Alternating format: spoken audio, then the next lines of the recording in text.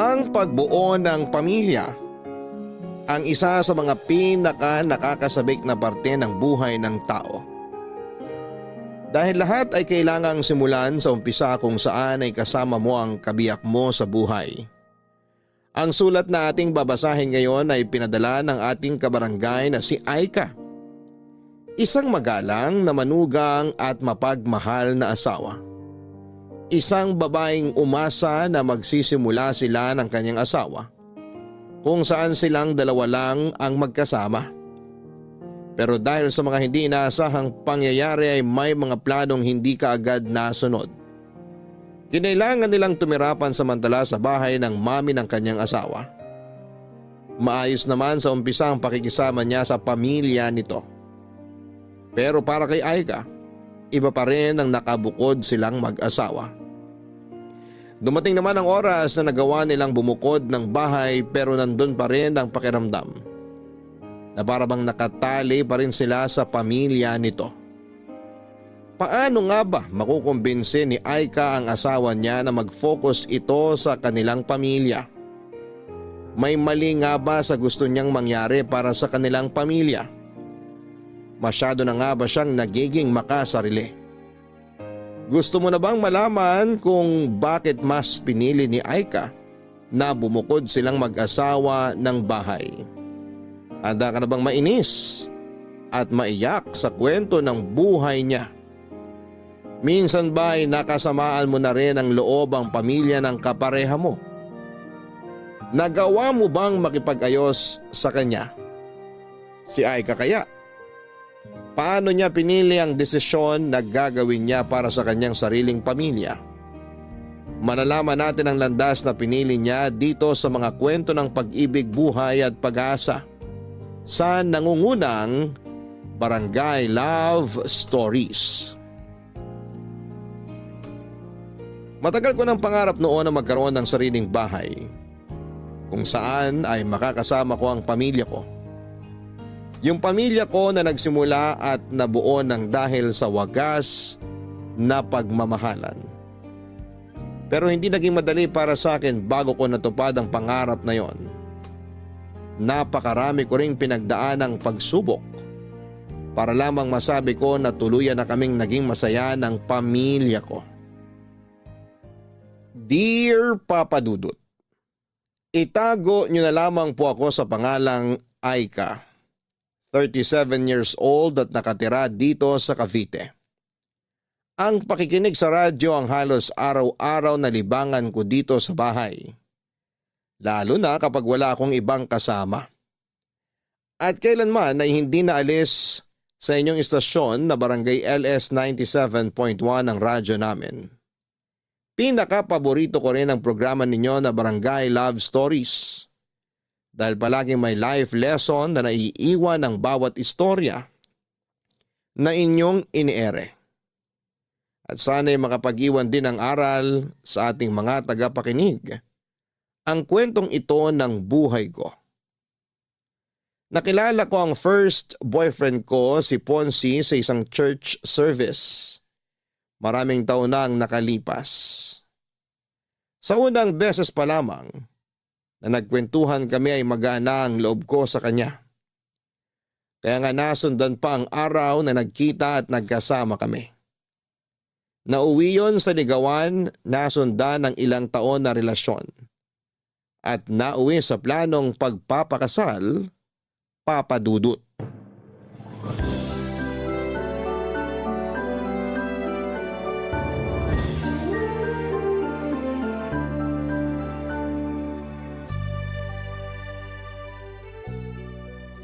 Naayos mo na bang listahan para sa invitation card na ipapaprint natin, mahal?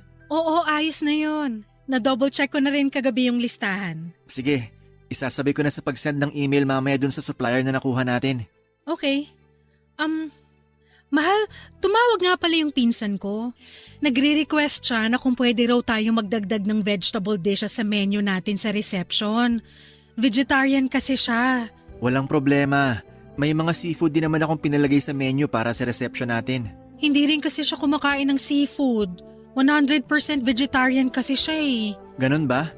May iba kasi akong kilala na vegetarian pero kumakain pa rin ng seafood. Pero ako nang bahala na magpadagdag ng vegetable dishes sa menu natin. Thank you, mahal ko. Wala yon. Iilan lang naman ang bisita sa kasal natin. Kaya gusto ko na ma-enjoy nilang espesyal na araw sa buhay natin. Ay, thank you talaga kasi palagi mong pinagbibigyan ng lahat ng request ko. Nag-give and take lang naman tayo kasi pati ikaw, pinagbibigyan mo rin naman ng mga request ko. Kagaya nung kunin nating ring bearer at flower girl yung dalawang pamangkin ko. Tapos pumayag ka rin na isama natin sa bridesmaids yung dalawang pinsan ko. Kilala ko naman sila, kaya ayos lang din sa akin. Oh, magmerienda muna kayo. Nagluto ako ng ginataang bilo-bilo para sa inyo. Ilalagay ko na tong tray ng pagkain dito sa lamesa at kumuha na lang kayo, ha? Ayan, sakto. Kasi nagugutom na rin ako sa ginagawa naming pag-aayos dito para sa kasal, Mami. Kaya nga naisipan ko na magluto ng paborito mong merienda. Thank you po, tita. Anong tita? Sabi ko naman sa'yo na mami na rin ang itawag mo sa akin. Sige po. Mami. Kukuha na po ako nitong mangkok ng ginataang bilo-bilo at nagugutom na talaga ako. Sige lang, Ponsi. May mga kailangan pa ba kayong asikasuhin o idagdag para sa kasal nyo? Halos kumpleto na rin po lahat. Hindi rin naman po kasi sobrang daming iimbitahan namin sa kasal kaya kaunti lang din ang dapat na asikasuhin. Maganda nga yung ganyan na pamilya at ilang kamag-anak at kaibigan lang ang invited. Para hindi na rin kayo masyadong mapagod sa pag-aasikaso ng lahat. Ay, ano palang balak nyo pagkatapos ng araw ng kasal nyo? Ang ibig kong sabihin, saan nyo balak na magstay habang hindi pa pwedeng tirhan ng bahay nyo? Napag-usapan na po namin ni Ponsi ang tungkol dyan. Uupa po muna kami ng apartment para sa aming dalawa. Tama po si Aika, Mami. May nakita na rin po ako na apartment na malapit lang din sa opisina ko. Mangungupahan pa kayo? Opo, pero yung mura at maliit na apartment lang po ang balak naming upahan pansamantala. Para rin po makatipid kami kahit paano sa gastos. Kung nagtitipid pala kayo, bakit hindi na lang muna kayo dito tumira sa bahay natin? Mas makakatipid kayo kaysa umupa pa kayo ng apartment. Tapos kapag naayos na yung bahay na pinapagawa nyo, saka kayo lumipat doon. Pwede naman po pero ang napag-usapan po kasi namin ni Ponsi, uupa na lang muna kami ng apartment para hindi kami sumiksik dito sa inyo. Ay malaki tong bahay namin kaya wala kang dapat alalahanin. Wala rin namang ibang gagamit ng kwarto ni Ponsi kapag umalis siya, kaya dumito na lang muna kayo. Kesa magbayad kayo ng pang-upa sa apartment, idagdag nyo na lang yung pambayad dun sa pinapaayos nyong bahay. Alam mo, mahal, tama si Mami. Dito na lang muna tayo sa bahay namin pagkatapos ng kasal natin. Magre-resign ka na rin naman sa trabaho mo, di ba? Oo. Sakto. Hindi ka mabobore dito sa bahay kasi makakasama mo si Mami at ang mga kapatid ko kapag nasa trabaho na ako. Ano, ayos lang ba sa'yo? Sige, ayos lang. Walang problema sa akin, mahal. Papadudot ilang buwan ding nanligaw noon sa akin si Ponsi. Siya pa nga nagsabi na gusto niyang makilala ang mga magulang ko na noon ay nakatira sa Bulacan. Taga Bulacan kasi talaga ako at sa Cavite lang ako na-assign na magtrabaho. Kaya doon na rin ako halos tumira. Nang dalhin ko siya noon sa Bulacan at pinakilala sa mga magulang ko bilang manliligaw ko, kagad siyang nagustuhan ng mga ito. Natuwa sila kasi palakwento daw si Ponsi at napaka-komportable nilang kausap ito. Pagkalipas ng isang linggo pagkatapos ko siyang ipakilala sa mga magulang ko ay sinagot ko na rin si Ponsi, Papadudot. Ang pakikipagrelasyon kay Ponsi ang desisyon na kahit kailan ay hindi ko pinagsisihan. Wala kasi siyang ibang pinaramdam sa akin kung hindi puro pagmamahalang. Ang dami niya na ring naging plano noon para sa future namin. Sa first anniversary nga namin, nagulat ako sa naging regalo niya sa akin. Kumuha na pala siya ng bahay na hinuhulugan para sa aming dalawa. Halos maiyak ako noong gabi na yon kasi pakiramdam ko. Parang nananaginip lamang ako.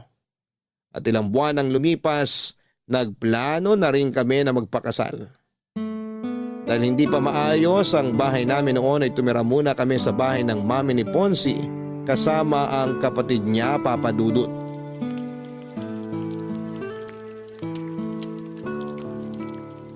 Ayan, malapit nang maluto tong piniprito kong itlog. Ang bango naman ng niluluto ng asawa ko.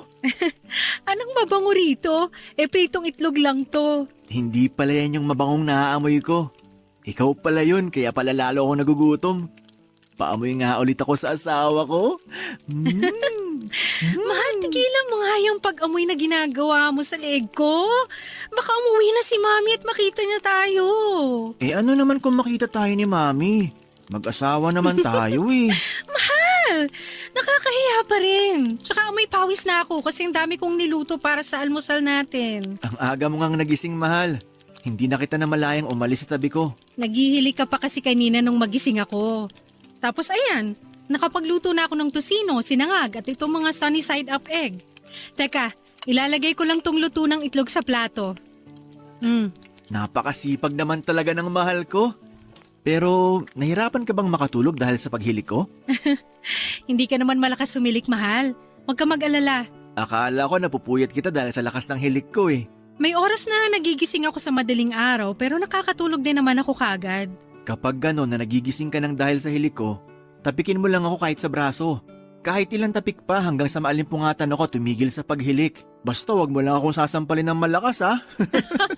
Grabe ka naman! Hindi ko naman kailangan gawin na sampalin ka pa para lang huminto ka sa paghilik mo. Baka lang kasi naiinis ka kasi nga napuputol yung sarap ng pagtulog mo. Nasanay naman na ako kaya hindi mo kailangan na mag-alala ng ganyan. Masasanay ka talaga kasi araw-araw na tayo magtatabi sa kama.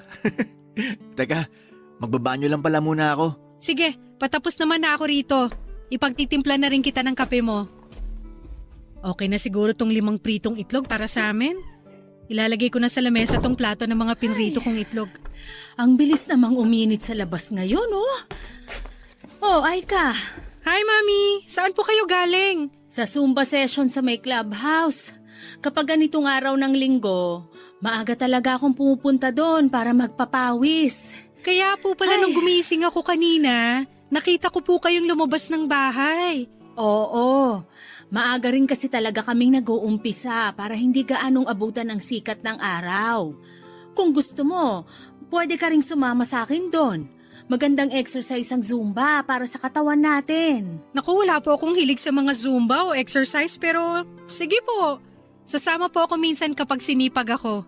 Sakto rin po ang uwi niyo kasi katatapos ko lang po magluto ng almusal natin. Naku, hindi pala kita nasabihan tungkol sa almusal ng mga anak ko. Bakit po? May mali po ba sa niluto ko? Ay, yung dalawang nakababatang kapatid kasi ni Ponzi, magkaiba sila ng gustong luto sa itlog. Yung isa, gusto niya na puro egg white lang. Yung bunso ko naman, gusto niya na yung egg yolk lang ang para sa kanya. Kaya kailangan na magkahiwalay ang prito ng egg white sa egg yolk. Since luto na to mga to, hindi po ba pwede na ihiwalay na lang natin yung egg yolk sa egg white? Naku, hindi nila kakainin kapag ganun ang ginawa natin. Pero sige, ako na lang ang magpiprito mamaya ng para sa kanila. Sigurado naman ako na hindi pagising yung mga yon. Kukuha lang ako ng pamalit kong damit para makaligo na rin muna ako.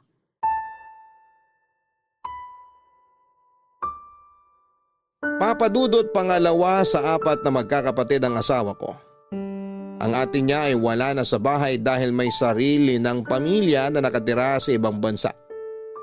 Ang 2 mas nakababata niyang kapatid ay nag-aaral pa noon sa kolehiyo. May kayang pamilya ni Ponzi dahil maraming negosyo ang mami niya. Malaki rin ang bahay nila kaya may sarili kaming kwarto ng asawa ko. Pero sa totoo lang, ayoko sa ideya na doon muna kami mag-stay sa kanila pagkatapos ng kasal namin. Ang gusto ko kasi talaga ay magkaroon kami ng solong bahay ni Ponzi. Kaya nga naiyak ako sa tuwa noong malaman ko na kumuha na si Ponzi ng bahay para sa aming 2. Isang foreclosed na bahay ang nakuha ni Ponzi, pero marami ang kailangang ayusin doon. Kaya medyo natagalan talaga ang pag-aayos niya doon. Kaya naman wala akong naging choice kung hindi ang pumayag na doon muna tumirapan samantala sa bahay ng mami niya pagkatapos ng kasal namin. Magkasundo naman kami ng mami ni Ponzi, Papa Dudut. Hindi lang talaga ako sanay na maraming kasama sa bahay. Siguro kasi solong anak ako ng mga magulang ko. At nang lumipat ako sa Cavite para magtrabaho ay solo ko rin ang apartment na tinitirhan ko noon. Pero nang tumira ako sa bahay ni Ponce, sobrang nanibago ako, Papa Dudut. Ang dami kasi namin sa bahay at hindi rin ako sanay na may ibang tao na inaasikaso. Tapos ay pumayag pa ako na mag-resign sa trabaho kaya palagi lang talaga akong nasa bahay.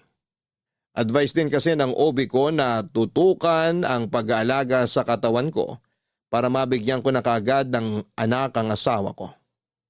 Ang sabi naman ni Ponce, pansamantala lamang yon. Sa oras na maging tuluyan ng maayos na ang sariling bahay namin, lilipat na kami kaagad doon. Kaya naman wala akong nagawa kung hindi ang sumang-ayon na lamang sa kanya. Iniisip ko na lamang na maswerte ako kasi mabait ang biyenan ko. Hindi siya yung kagaya ng mga napapanood ko sa teleserye kung saan ay nagiging kontrabida ang mga biyenan. At ginagawa ko na lang ang lahat ng makakaya ko para pakisamahan lahat ng mga tao sa bahay ni Ponce, Papa Dudut.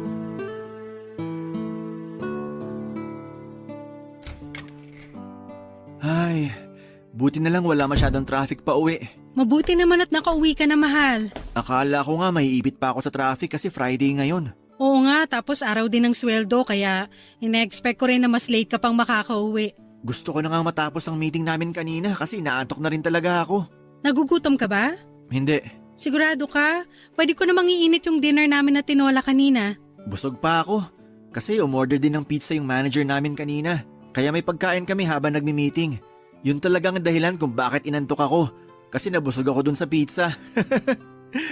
Ay, makahiga nga muna dito sa kama natin. Sandali lang, ikukuha muna kita ng pambahay. Mamaya na. Huwag ka munang umalis dito sa tabi ko.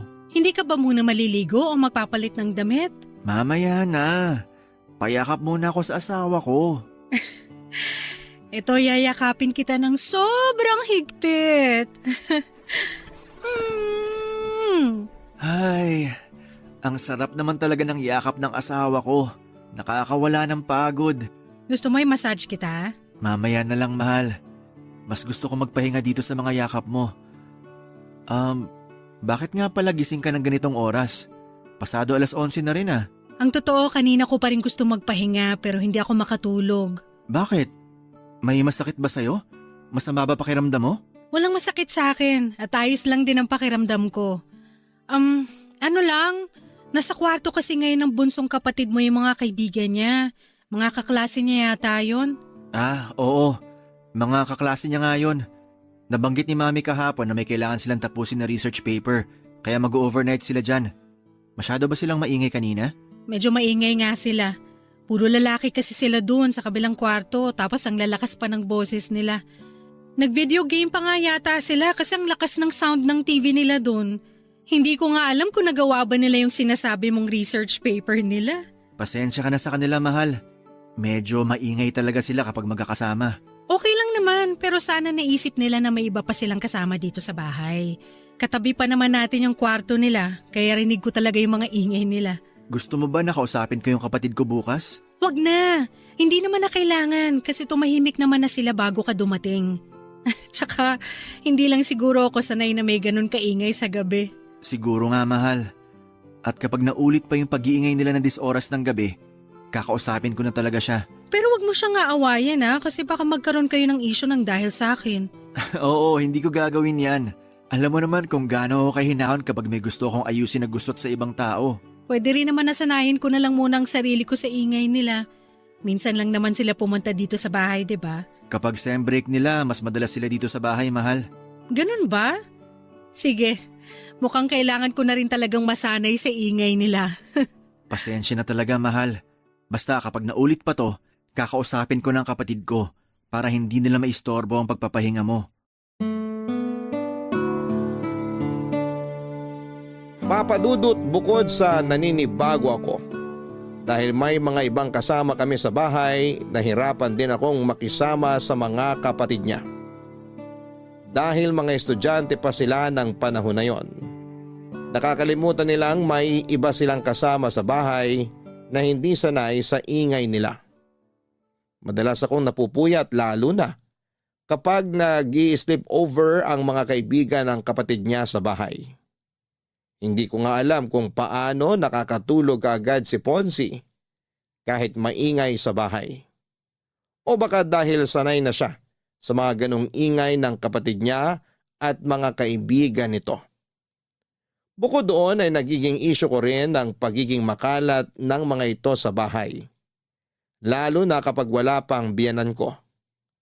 Ayoko kasi talaga na makalat sa lugar kung saan ako nakatira. Kaya mabilis na umiinit ang ulo ko kapag nakikita ko na wala sa tamang lalagyan ng mga sapatos o tsinelas na ginagamit nila. Pati na ang pagliligpit ng pinagkainan nila ay madalas na ako ang gumagawa. Kasi kung hindi ko gagawin yon ay tatambak lamang yon sa lababo hanggang sa hapunan. Pero tiniis ko na lamang ang lahat ng yon bilang pakikisama sa kanila. Hanggang sa dumating ang panahon na sa wakas ay nagdalang tao na rin ako, Papa Dudut. Ang sarap talaga nitong ginataang tulingan na luto nyo, Mami. Tama po si Ponzi. Isa po to sa pinakapaborito ko na niluluto nyo. Mabuti pa kayo, gusto nyo yung ginataang tulingan ko. Yung dalawang kapatid kasi ni Ponzi, nag-order pa ng pagkain para doon kainin sa mga kwarto nila. Hindi kasi talaga nila gusto kapag yan ang niluluto ko. Kaya po pala hindi sila sumabay sa atin na maghapunan. Nung nakita nila kaninang naglilinis ako nitong isdang tulingan, sinabi kaagad nila na o-order na lang sila ng pagkain nila. Ang sabi ko nga, ipagpiprito ko na lang sila ng manok pero ayaw din nila. Baka po may iba rin silang trip na kainin sa hapunan, Mami. Mukhang ganun na nga. Nakita ko na burger at fries ang in-order nilang pagkain. Mabubusog po ba sila sa mga in-order nila na pagkain? Ganun talaga ang dalawang yun, mahal. Kapag hindi nila trip ang ulam, matik na burger at fries ang i-order nilang pagkain. Sa kanilang magkakapatid, yung dalawang yun talagang pinakapihikan pagdating sa pagkain. Ayaw nila ng may gata o magulay na pagkain. Madalas ang gusto nila mga inihaw o piniritong karne ng manok at baboy. Di ba ganun din si Daddy? Nakwento niyo po dati? Oo, doon talaga sila sa daddy mo nagmana na hindi rin palakain talaga ng gulay. Buti na lang po mahilig sa gulay si Ponzi. Mabuti na lang at sa akin siya nagmana pagdating sa bagay na yon kahit na hindi ko siya kamuka. Ay, kamusta nga pala yung check-up mo kanina? Maayos naman po, Mami. Wala naman po nakitang problema ang ubigay ni ko sa pagbubuntis ko. Mabuti naman. Ilang buwan na nga uli yan? 5 months na po. 5 months pa lang pala yan. Pero parang masyado ka na yatang malaki, Aika. Po? Ano pong ibig niyong sabihin, Mami? Parang ang bilis mong tumaba. Mukha naman pong sakto lang ang laki ng katawan ni Aika, Mami. Normal din naman daw po ang weight niya, sabi ng doktora niya kanina. Nako, minsan hindi yun basta nakikita sa timbang. Magugulat na lang kayo sa next follow-up check-up niya. Kailangan ng bantayan ng mga pagkain ni Aika. Nung magbuntis kasi ako, hindi talaga ako lumobo ng sobra.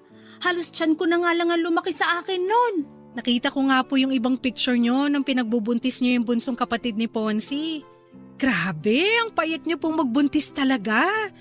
Hindi kayo sobrang tumaba o kahit na manasman lang? Sexy talaga magbuntis si Mami. Lahat ng mga pregnant photos niya, parang hindi siya buntis kapag tinakpan ang tiyan niya. Mahilig din kasi kung mag-exercise kahit buntis ako.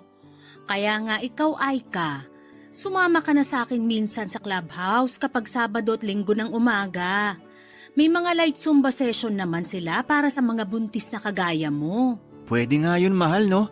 Sabi naman ni doktora kanina, pwede ka ng mga light exercise. Makakatulong din daw yun para hindi ka mahirapang manganak. Ayun naman pala! May advice na rin sa'yo ang doktora mo kaya sumama ka na sa akin sa Sabado. Ipapakilala kita dun sa mga kumari at kaibigan ko. Sigurado ko na mag-i-enjoy ka rin kapag nasubukan mo ng isang beses. Wala po kasi talaga akong hilig sa ganyan. Subukan mo lang, mahal. Feeling ko mag-i-enjoy ka rin kapag nakasanayan mo na. Tingnan mo si Mami. Mas mukhang bata kaysa sa edad niya. Nakakabata naman kasi talagang kahit na anong klase ng exercise. Kaya samahan mo na ako kahit minsan lang na magsumba, Aika. Sige po, Mami. Sasamahan ko po kayo sa Sabado.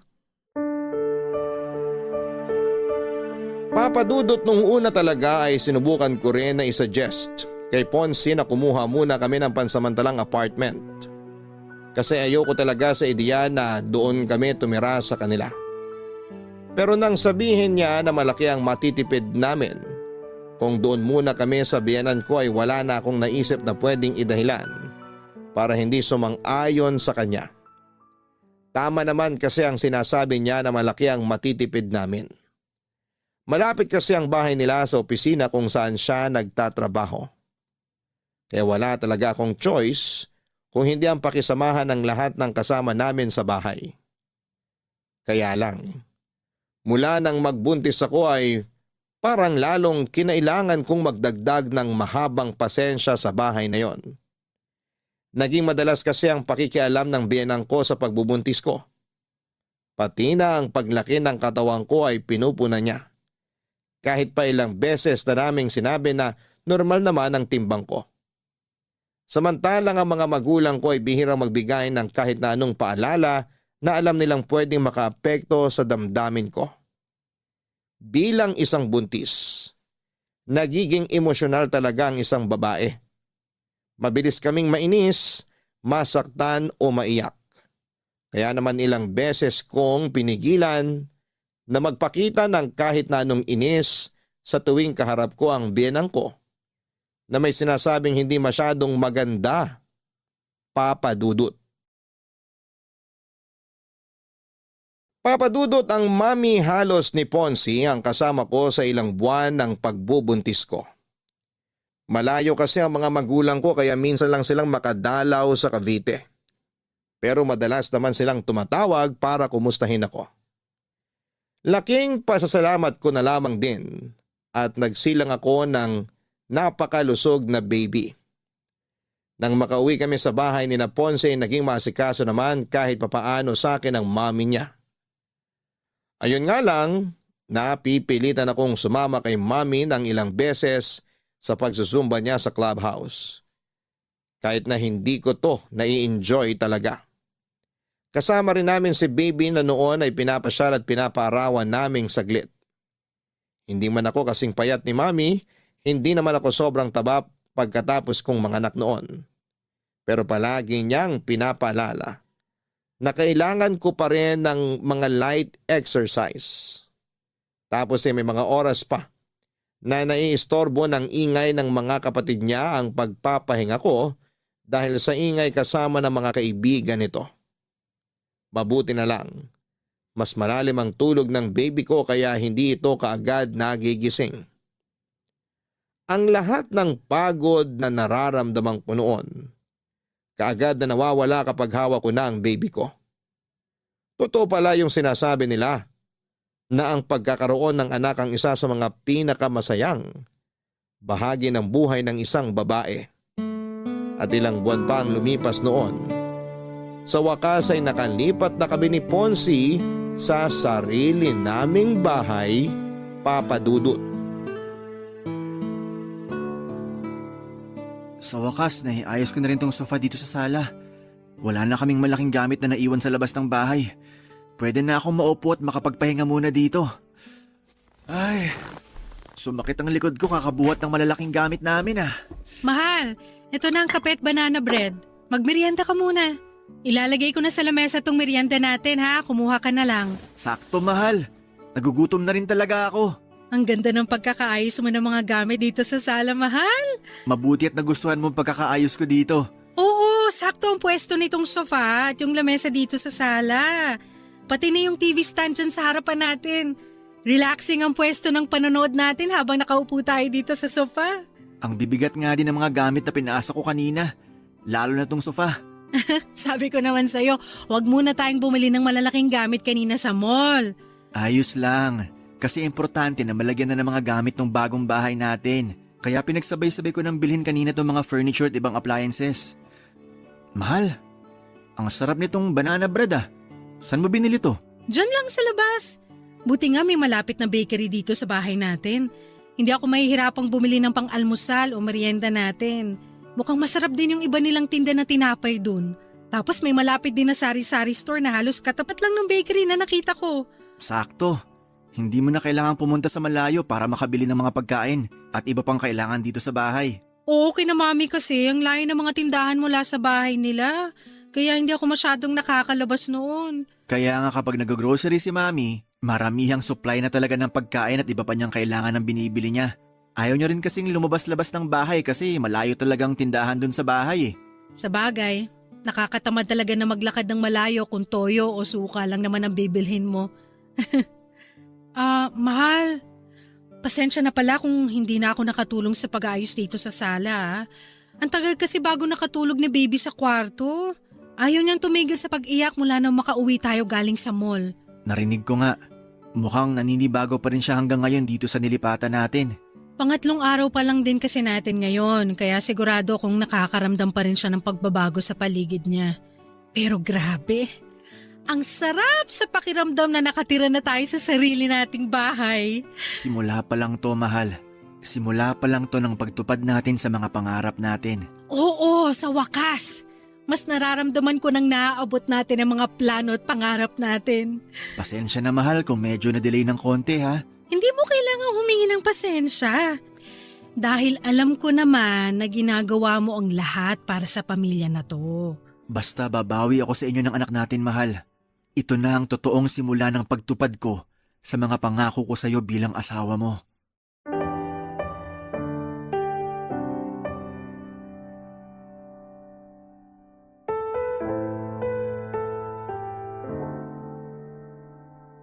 Papadudot pakiramdam ko noon ay natupad na ang isa sa matagal ko ng pangarap. Yung makalipat kami ng asawa ko sa sarili naming bahay kasama ang anak namin. Sobrang saya ko talaga at naging maasikaso ako sa mag-ama ko. Bungalow type of house nga pala ang nilipatan namin ni Ponzi. May 2 kwarto, maluwag na sala at kusina. Meron ding gate sa labas, garahe at garden kung saan talaga namang nagsimula akong mag-alaga ng maraming halaman. Maaga rin akong gumigising noon para mag-asikaso kay baby at sa almusal ng asawa ko. Bukod sa pag-aalaga sa anak namin at pag-asikaso sa bahay, ay naging libangan ko rin talaga ang pag-aalaga ng mga halaman habang nakikinig sa iyo, Papa Dudut, sa radyo. Wala na akong mahihiling pa ng panahon na yon. At akala ko, magtutuloy-tuloy na ang kasiyahan namin na yon. Pero hindi pala. Dahil nagsimula ang pagtatalo namin ni Ponzi nang magdesisyon siyang ganapin ang first birthday ng baby namin sa bahay ng mami niya, Papa Dudut.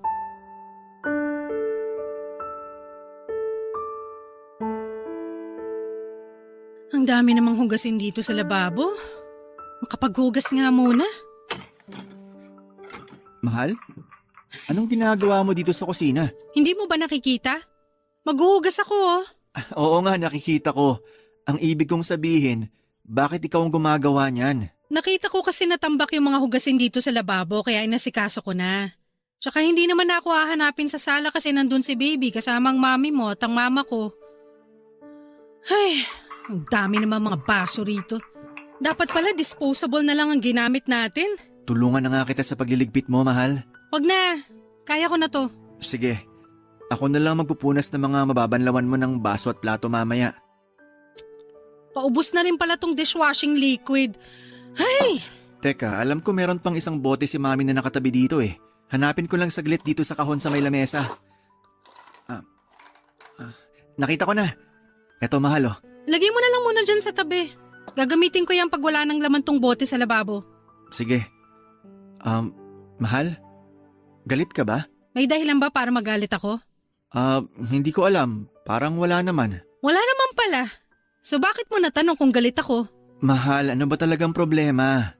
Sabihin mo na sa akin. Wala akong problema. Eh, ano ang kinakagalit mo? Okay, sige. Hindi ako galit, mahal. Medyo naiinis lang ako. Naiinis ka saan? Hindi mo ba talaga alam kung saan ako naiinis? Dahil ba to sa birthday party ni baby na dito natin ginawa sa bahay ni Mami? Hindi na ako magsisinungaling. Oo, ang sagot ko sa tanong mo na yan. Akala ko ba okay lang sa'yo? Anong hindi magiging okay sa akin? Nakapagdesisyon ka na. Pasensya na, mahal. Akala ko kasi ayos lang talaga sa'yo. Mahal, alam mo kung gaano ako ka-excited nang makalipat na tayo sa wakas sa sarili nating bahay. At akala ko ganun ka rin, na masaya ka rin kasi may sarili na tayong bahay. Masaya naman ako. Sino bang may sabing hindi? Kung talagang masaya ka, bakit kailangan mo pang pumayag na dito mag-celebrate ng first birthday si baby? Mahal, first birthday to ng anak natin. Alam mo ba kung gaano kahalaga yun? Sina mama at papa nga kanina pa nagtatanong kung bakit hindi raw tayo nag-celebrate sa bahay natin. Akala nila, kaya tayo lumipat tong nakaraang buwan para saktong dun tayo mag-celebrate sa bahay natin. Pero hindi. Hindi natin ginamit yung pagkakataon na gawing mas espesyal sana ang birthday ni baby. Mahal, huwag ka nang umiyak. Naiinis lang ako kasi sobrang excited ko na gumawa na tayo ng maraming memory sa sariling bahay natin. Tapos parang magkaiba naman pala tayo ng mga plano sa buhay. Parang hindi ka naman talaga masayang tuparin lahat ng pangako mo sa akin. Mahal, hindi totoo yan. Sorry na. Matagal na rin kasing naplano ni Mami tong birthday party ni baby. Pero ito, promise ko sa'yo, sa mga susunod na birthday party niya, doon na natin palagi gagawin sa bahay natin. Hindi na tayo magsa-celebrate sa ibang lugar.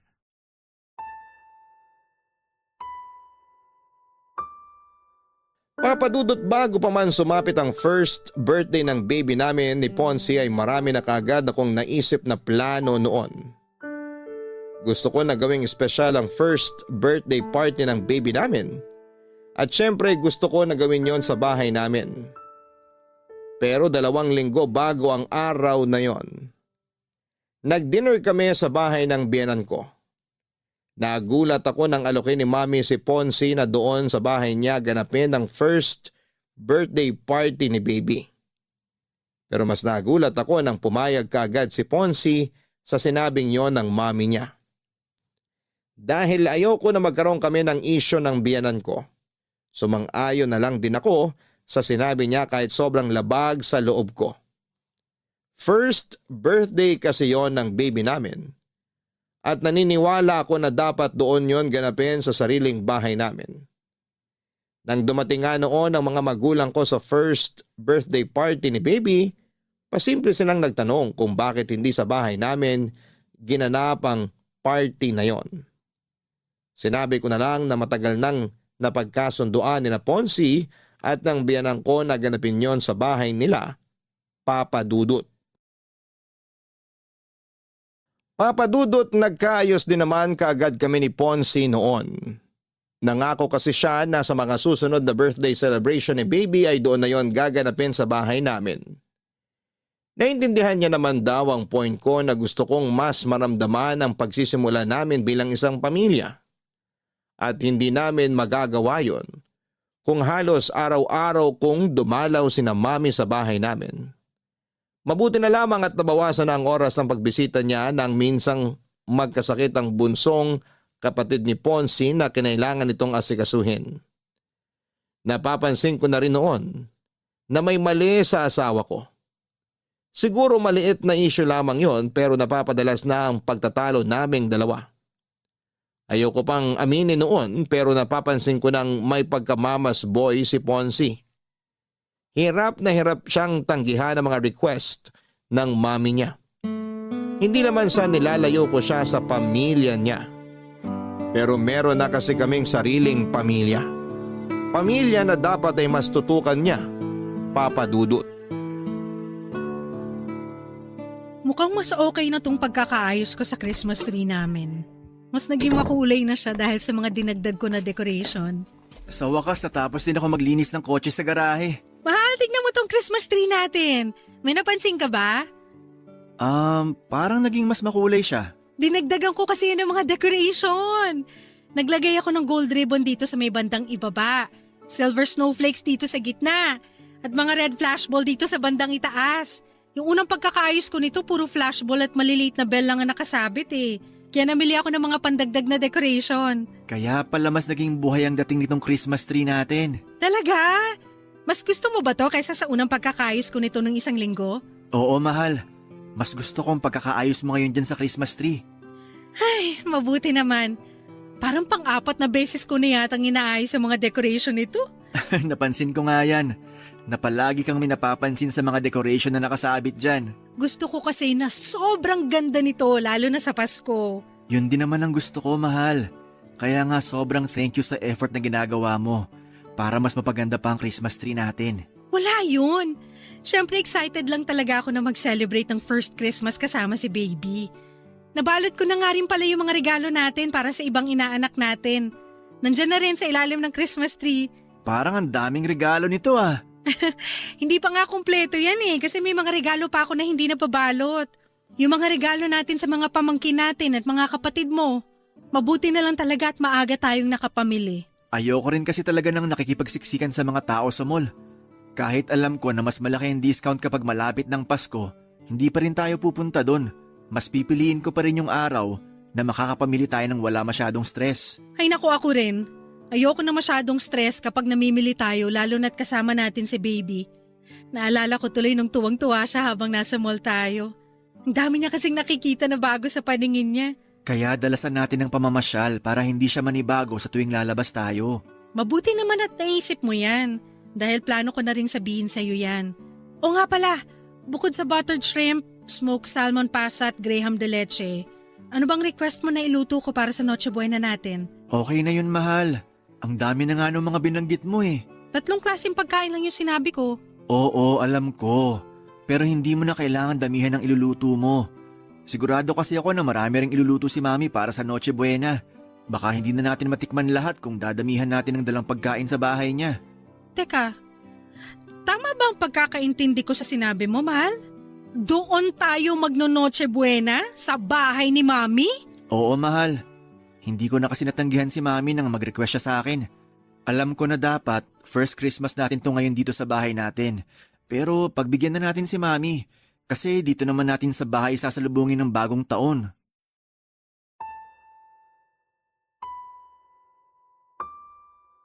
Papadudot na gulat ako nang sabihin ni Ponce na doon kami magpasko sa bahay ng mami niya.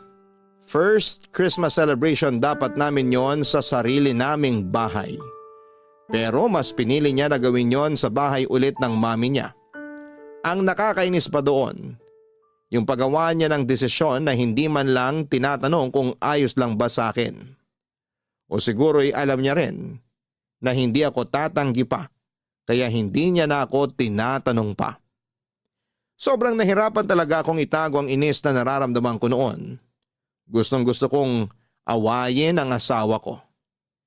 Pero dahil ayoko na dumating ang araw ng Pasko na hindi kami magkasundo ay pinakalma ko na lamang ang sarili ko. Kahit paano ay kumalma naman ako nang mangako siya sa akin na dito kami sa sarili naming bahay magse-celebrate ng bagong taon. Tinupad naman ni Ponce ang pangako niya na yon sa akin pero ang hindi ko inaasahan noon. Kasama naming sasalubungin ng bagong taon ang mami at mga kapatid niya sa bahay namin, Papa Dudut. Salamat sa pag-aasikaso niyo sa amin ng mga kapatid ni Ponce, Aika. Walang anuman po, Mami. Sana po nag-enjoy kayo sa pagse-celebrate natin ng bagong taon dito sa bahay namin. Siyempre naman, ang sasarap ng mga hinanda mong pagkain. Sabi ko naman po sa inyo, mas masarap na magluto ngayon ng asawa ko eh. Napansin ko rin yan sa dami ng mga nakain ko kagabi. Masarap din po yung mga dala niyong pagkain. Ang dami pa nga pong natira dito sa amin. Ayaw niyo po ba talagang dagdagan yung pagkain na iuwi niyo sa bahay niyo? Oo nga po, Mami. Ang dami pa pong pagkain na natira dito sa amin. Ayos na yung mga binalot ko kanina at nilagay sa kotse. Alam nyo namang napakaselan ng dalawang kapatid mo. Kapag alam nilang nakailang init na yung pagkain, nawawala na sila ng gana. Grabe, ang seselan nga po talaga ng mga yan sa pagkain. Kaya nga hindi rin talaga masyadong madami ang niluluto ko para hindi masira at masayang sa bahay namin. Aika, sigurado ka ba na ikaw nang bahala sa lahat ng kalat at ligpitin na naiwan namin sa bahay nyo? Opo, Mami. Kayang-kaya na po namin ni Ponsi yun. Pasensya na at medyo naging makalat yung dalawang anak ko ha. Ayos lang po. Tuwang-tuwa naman si baby sa kanilang dalawa kagabi. Oo nga po. Hanggang ngayon ang himbing ng tulog ni baby sa kwarto namin. Namiss lang din ng mga kapatid mo yung anak mo. Kaya dalas-dalasan niyo sana ni Aika ang pagdalaw sa bahay. Sige po, Mami. Basta maluwag ang schedule ko, dadalaw po kami sa inyo. Mabuti naman kung ganon. O sige, pupunta na ako sa sasakyan namin at baka naiinip ng mga kapatid mo doon. Salamat uli Aika ha. Happy New Year sa inyo. Happy New Year din po, Mami. Mag-iingat po kayo. Bye-bye. Ako na magsasara nitong gate. Sige, mauna na akong pumasok sa loob ng bahay. Unahin ko munang linisin itong mga nagkalat na unan at kumot dito sa sala. Mahal, ako na lang magliligpit ng mga pinagkainan natin sa lababo. Ikaw ang bahala. O gusto mo, unahin ko munang ayusin ang mga kalat sa garden. Ang sabi ko, ikaw na ang bahala, di ba? Hindi mo naman kailangan magtaas ng boses, mahal. Tanong ka pa kasi ng tanong. Pwede naman gawin na lang kung anong gusto mong unahin. Kasi yun naman lagi ang ginagawa mo, di ba? Wala ka naman talagang pakialam sa opinion ko o kahit ano pang sabihin ko. Mahal, alam mong hindi totoo yan. Mag-asawa tayo, Kaya bigla ka na lang gumagawa ng desisyon. At hindi mo man lang tinatanong kung okay lang ba talaga sa akin. Tungkol ba to sa pagse-celebrate natin ng bagong taon kasama sina Mami? Oo. Ka, tinanong naman kita tungkol doon at ang sabi mo, ayos lang nakasama natin sila na salubungin ng bagong taon. Ponsi, tinanong mo yan sa akin nung nandyan na sa labas si na Mami. Alam nga namang humindi ako at palisin ko sila, di ba? Alam mo, akala ko talaga naiintindihan mo na ako pero hindi pala. Sorry. Akala ko talaga walang issue sa'yo na kasama natin ang pamilya ko. Wala naman talagang issue sa akin na makasama natin sila. Ang issue dito, hindi mo pinapaalam sa akin na maayos yung mga desisyon na ginagawa mo. Akala ko ba dalawa tayo sa relasyon na to? Pamilya tayo, di ba? Bakit hindi ko maramdaman yon? At bakit ayaw mo hayaan na makapagsimula tayo ng tayo lang ng anak natin? Ponsi, hindi naman sa pinagdadamot kita sa pamilya mo. Pero sana naman, hayaan mo na makapagsimula tayo ng tayong tatlo lang ng anak natin. Yung tayong tatlo lang dito sa sarili nating bahay. At hindi natin magawa yon kung palagi tayo nakadikit sa mami mo. Yun lang naman ang hinihiling ko. At sana maintindihan mo kung bakit hinihiling ko to sa'yo. Papadudot bago dumating ang mami at mga kapatid ni Ponsi ay nakapagluto na ako ng handa para sa amin. Simple lang ang mga niluto ko kasi tatlo lang naman kami noon sa bahay. Yun pala ay mali ang inaasahan ko na mangyayari sa pagsalubong namin ng bagong taon.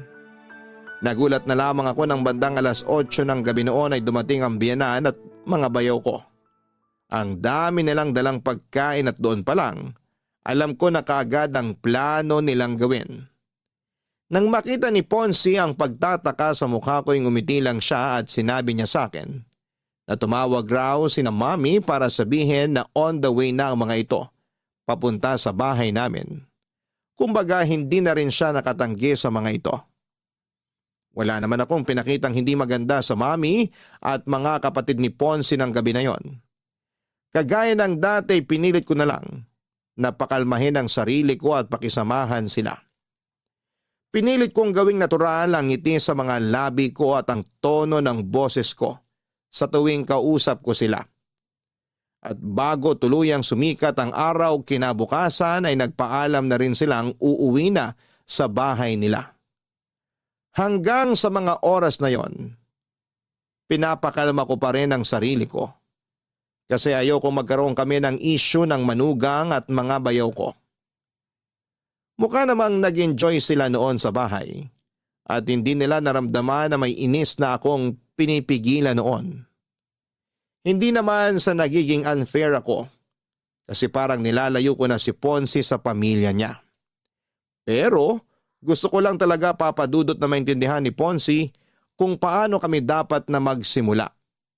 Na hindi kami pwedeng laging nakadikit sa pamilya niya. Na dapat sinasali niya ako sa paggawa ng mga desisyon na makakaapekto sa akin at sa anak namin. Masasabi ko na yon ang pinakamalalang naging pagtatalo namin noon. Kasi pakiramdam ko, hindi niya pa rin ako sinasama sa bawat desisyon na ginagawa niya. Pagkatapos ng araw na yon ay sinuyo ako ni Ponce at humingi siya ng sorry sa akin, Papa Dudut.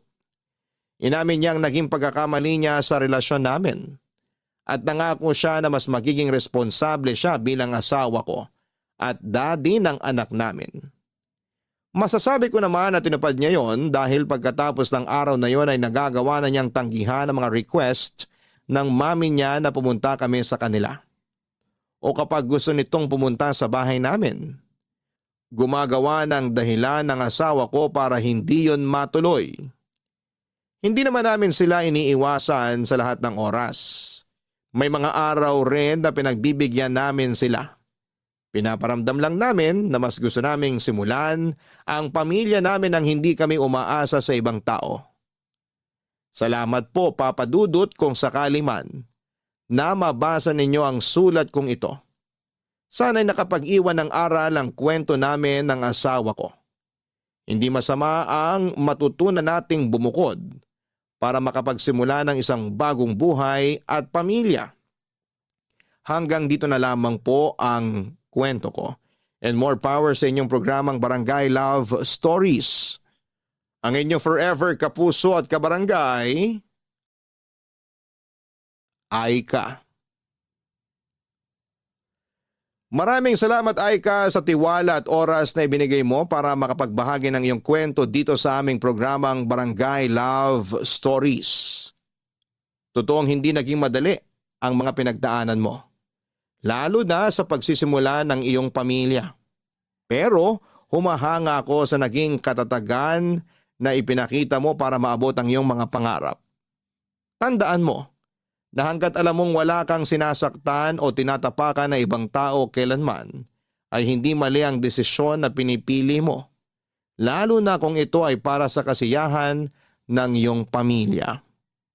Hanggang sa muli, ako po ang inyong si Papa Dudut sa mga kwento ng pag-ibig, buhay at pag-asa sa Barangay Love Stories number 1. Dear Papa Dudut, matagal kong pinag-isipan kung gagawin ko ba ang sulat na ito para ipadala sa inyo. Masakit at masalimuot kasi ang pinagdaanan ko sa mga nagdaang taon na kung maaari ay hindi ko na ito gustong balikan pa. Pero naisip ko na kung hahayaan ko lang na nakatago ang kwento ng buhay ko ay baka mawalan ito ng kwenta. Gusto ko kasi na habang nabubuhay pa ako ay magsilbi akong inspirasyon at aral sa mga taong nakikinig sa inyong programa. Tawagin niyo na lamang po ako sa pangalang Shine. 40 years old na ako sa ngayon. Isang edad na hindi ko inaasahan na aabutin ko pa. Isa po kasi akong cancer patient, Papa Dudut, at napunta ako sa sitwasyon kong ito dahil sa mga maling desisyon na ginawa ko noong kabataan ko. Pangatlo ako sa 5 magkakapatid bilang middle child. Ako yung laging kulang sa atensyon, laging napapabayaan, hindi pinapakialamanan. Kaya naman noong nagdalaga ako ay napunta ako sa maling direksyon, napabarkada at naging takbuhan ko sa mga panahong kailangan ko ng pagmamahal at suporta ang mga barkada. Pero sa barkadang sinamahan ko, sa kanila ako natutong magbisyo. 17 years old lamang ako noon nang natuto akong magsindi ng sigarilyo. Hindi ko naman dapat yon susubukan kung hindi lang dahil sa peer pressure. Parang one of the boys kasi ako noon at karamihan sa mga kaibigan ko ay lalaki. Mahilig silang manigarilyo noon hanggang sa sinubukan ko na ito ng isang beses. Huli na noong napagtanto kong meron na rin akong adeksyon sa sigarilyo at dinala ko ang bisyong yon hanggang sa pagtanda ko, Papa Dudut.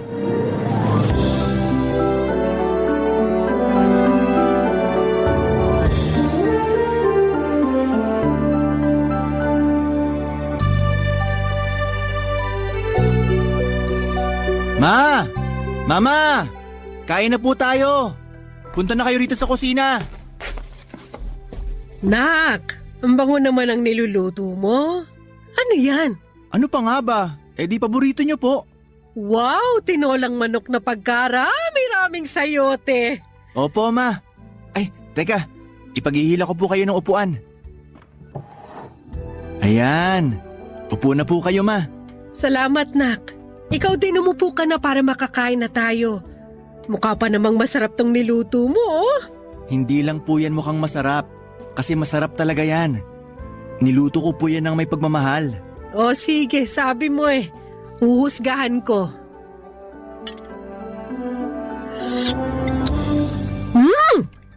Totoo nga! Masarap! Kitams? Alam ko po na paborito niya yung tinola. Kaya inaral ko talaga paano magluto ng masarap at may pagmamahal. Salamat, Nak, ha? Hindi mo ko pinababayaan.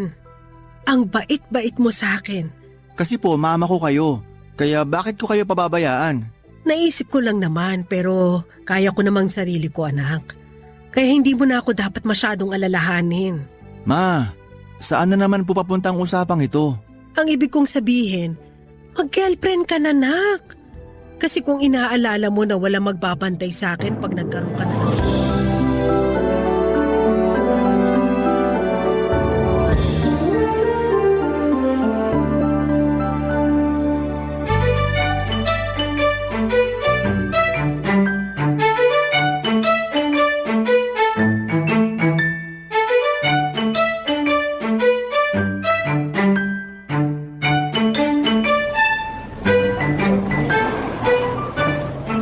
Tagal naman na magsusundo sa atin. Ano ba kasing oras sinabi mo? 8:00, Sunday ngayon kaya wag niya idahilang traffic. Mag-antay ka na lang. 10 minutes late pa lang naman yung tao eh. Ay nako, kaya ayaw na ayaw ko sa mga taong late eh.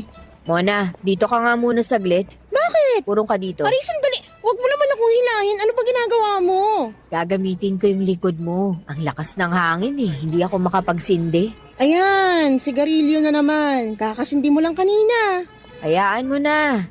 Tagal nung sasakyan natin eh. Wala akong magawa. Eto, Candy, para may ginagawa yung bunganga mo. Uy, salamat. Sakto, hindi menthol tong nabili kong Yossi kanina. Binigay ko yan para may pagkaabalhan yung bibig mo, hindi para ipareha mo sa Yossi. Ikaw talaga. Kaya ka nasasabihan bad breath eh. Kasi laging usok bunganga mo. Excuse me, hindi ako bad breath no.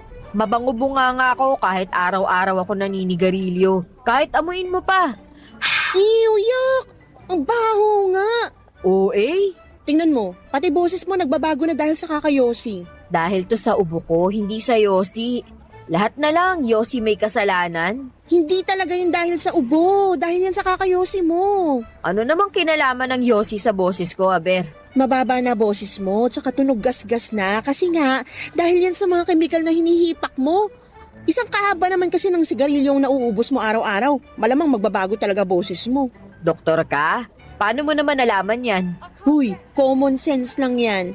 Mabuti nga sana kung vocal cords mo lang yung apektado, paano yung lungs mo? Huwag kang mag-alala, matibay tong baga ko.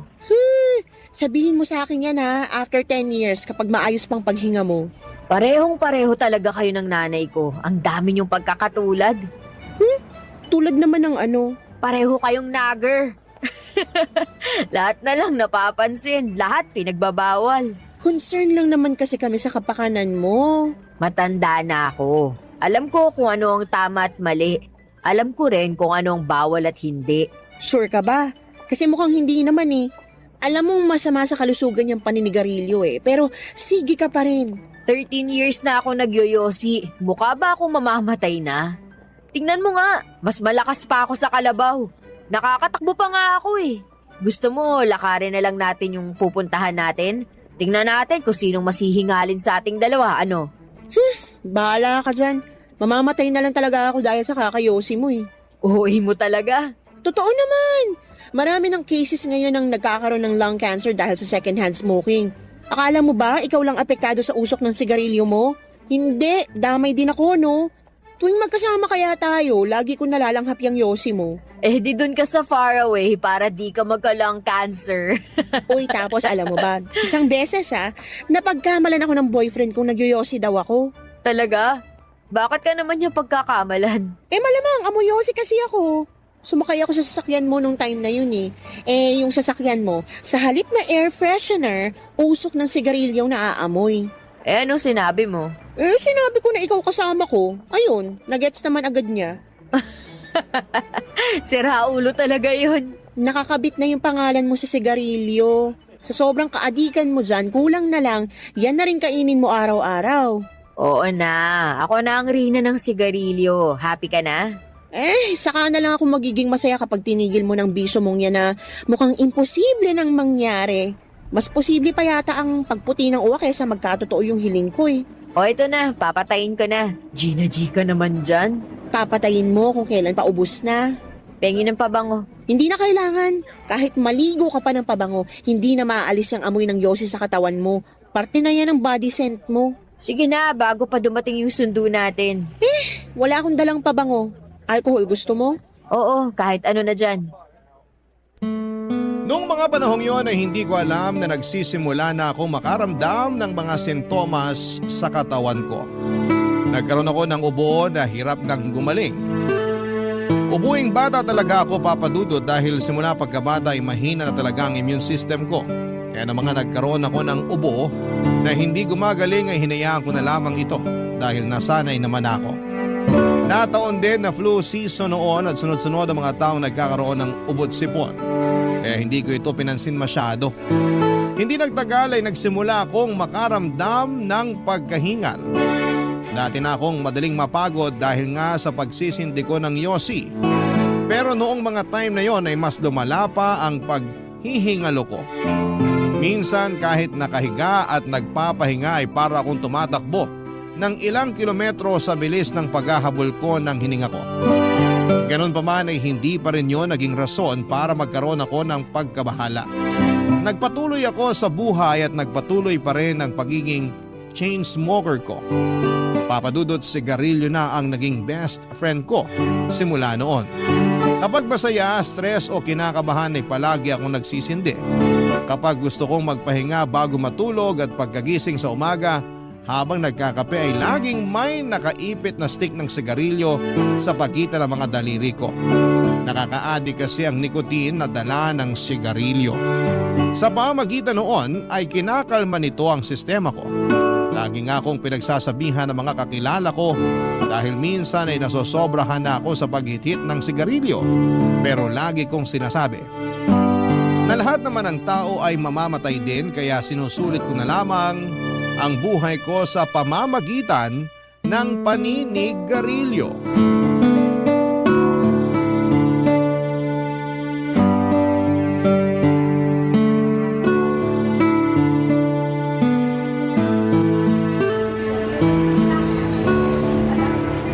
Tapos mo na ba yan? Kung ayaw mo na, ako na uubo sa ulam mo. Tapos na. Kainin mo na, sayang. Okay, salamat. Hanggang ngayon, inuubo ka pa rin? Taglamig eh. Alam mo namang sakitin ako kapag ganitong malamig ang panahon. Matagal na yan ah. Hindi ka pa ba nagpapacheck up?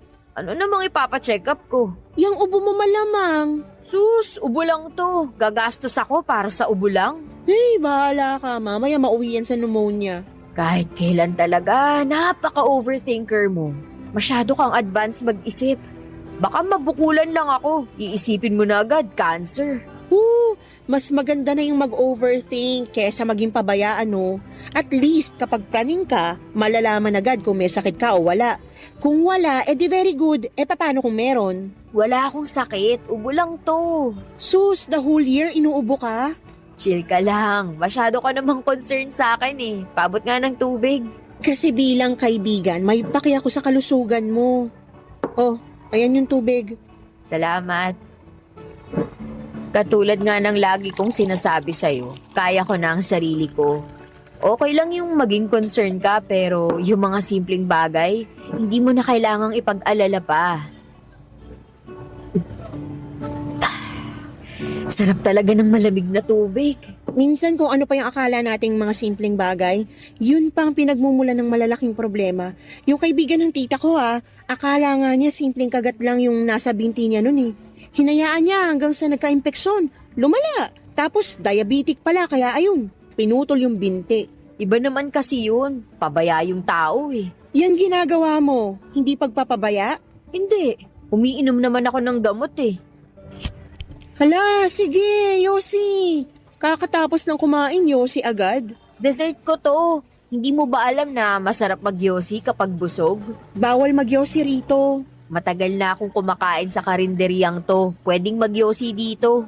Inuubo ka na nga, magyosi ka pa. Ilang taon na ba tayong magkaibigan? Hindi ka pa ba sanay sa akin? Ay, hindi ka pa ba nagsasawa dyan? Wala namang mabuting dulot yung paninigarilyo mo eh. Maraming dulot to para sa akin. Palibasa, hindi mo gets kasi hindi ka naman nagsisindi. Hindi ko kailangan magsindi niyan. Mabubuhay ako kahit hindi ako nagyosi. Pwes ako, hindi. Amin na nga yan. Mona, bakit mo kinuha yung yosi ko? Amin na. Itigil mo na to. Masama to para sa baga mo. Ayan, Alam mo ba kung magkano yung yosing sinayang mo? 7 pesos din yun. alam mo naman palang nagsasayang ka lang ng pera, ba't yosi ka pa ng yosi? Alam mo, yung pagiging pakailamero mo minsan sumusobra na. Ako pa yung masama ngayon, concern lang naman. Concern mo mukha mo. Alam mo namang yosi na lang yung isang bagay na pinagkakagastusan ko, pakikialaman mo pa ako. Yung pagiging gastador mo sa mga branded na damit at bag, pinakikialaman ko ba? Hindi naman, 'di ba? Oh, ba't ka galit? Nakakainis ka eh. Magkaibigan tayo, oo. Pero may boundary yun. Hindi porket best friend na kita, may karapatan ka nang gawin yung ginawa mo. Aba, sorry ha, kung gusto ko lang namang mapahaba yung buhay mo. Sorry kung ayaw kong makita kang pinapatay mong sarili mo. Hindi naman nakakamatay ang isang stick eh. Hindi nga, pero kung pinagsama-sama mo lahat ng stick ng sigarilyong nahit-hit mo, daig mo pang nag-iipon ng tali para magpatiwakal. Gusto mo na bang mamatay ng maaga? Eh di mamatay na ako mamatay. Baka alis na nga. Teka, saan ka pupunta? Shine! Bibili ng yosi. Sandali, hintayin mo ako. Hindi ko naman sinasadyang awayin si Mona noong mga time na yon, Papa Dudut. Alam kong concern lamang siya sa kalusugan ko. Kaya lang ako nainis at nagalit sa kanya ay dahil alam kong may katotohanan ang mga sinabi niya sa akin. Nag-away man ay nagpatuloy pa rin naman ang pagkakaibigan namin. Lagi pa rin niya akong sinusuway sa paninigarilyo ko. Pero wala rin naman siyang nagagawa dahil hindi ko rin naman siya sinusunod. Papa Dudut, halos 1 taong ko ring hinayaan ang mga sintomas na yon sa katawan ko. Masyado ko nakatutok noon sa pagiging alipin ng salapi. Hindi ko na napansin pa na kailangan na rin pala ng atensyon ng katawan ko. Nagsimula akong makaramdam ng chest pains, maging ang ubo ko ay lumala ng lumala sa puntong kada ubo ko ay sumasakit na ang muscles sa bandang tiyan ko. Mas nahirapan din akong huminga at kaunting kibot lang ay para bang nauubusan ako ng hangin sa baga ko. Nagkaroon din ako ng kulay brown na plema na mas lalo kong kinabahala. Dahil sa hindi may paliwanag na nangyari sa akin, ay nagpa-check up na ako sa doktor. Kinunan ako ng x-ray at ilang lab test. Wala silang nakita sa resulta ng x-ray ko, pero noong sumailalim ako sa CT scan ay doon namin napag-alamang meron silang nakitang maliit na tumor sa lungs ko. Doon na kinumpirma ng doktor na meron akong stage 1 lung cancer. Papa Dudut. Barangay Love Stories. Barangay Love Stories. Ilang araw kong sinolo ang balitang natanggap ko, Papa Dudut. Hindi ako makapaniwala noon na sa edad na 31 ay meron akong cancer. Masyado pa akong bata at marami pa akong bagay na gustong gawin at abutin. Para bang ang malawak na future na matagal ko nang pinaplano ay biglang naputol. Hindi ko alam kung paano ko noon sasabihin ang masamang balita sa pamilya at kaibigan ko. Nahihiya akong tanggapin ang katotohanan dahil alam kong kasalanan ko rin naman ang mga nangyari. Ginawa kong kakampi sa buhay ang sigarilyo kahit na alam kong traidor ito. Usually kahit kapag ganoong meron akong pinagdadaanan, yosi po ang unang bagay na hinahanap ko. Pero sa pagkakataong yun ay hindi ko magawang tignan ang natitirang kaha ng yosi sa kwarto ko. Sa sobrang galit ko ay sinunog ko yon sa likod ng bahay at nangako ako sa sarili kong hindi na ako hahawak pa ng tabako. Totoo nga ang sinasabi nila na palaging nasa huli ang pagsisisi, Papa Dudut. Dahil sa nangyari ay napalayo ako sa mga taong nakapaligid sa akin. Agad napansin ni Mona ang pagiging mailap ko pero noong mga time na yon ay hindi ko pa kayang sabihin sa publiko ang dahilan kung bakit ako nagmumukmok. Binigyan ko na lamang ng ilang araw ang sarili ko para tanggapin ang katotohanan at saka ako nagplano kung ano ang mga sunod kong hakbang na kailangan kong gawin. Noong nag-sink in na sa isipan ko na may cancer ako ay saka lang ako naglakas loob na magkwento kay Mona, Papa Dudut.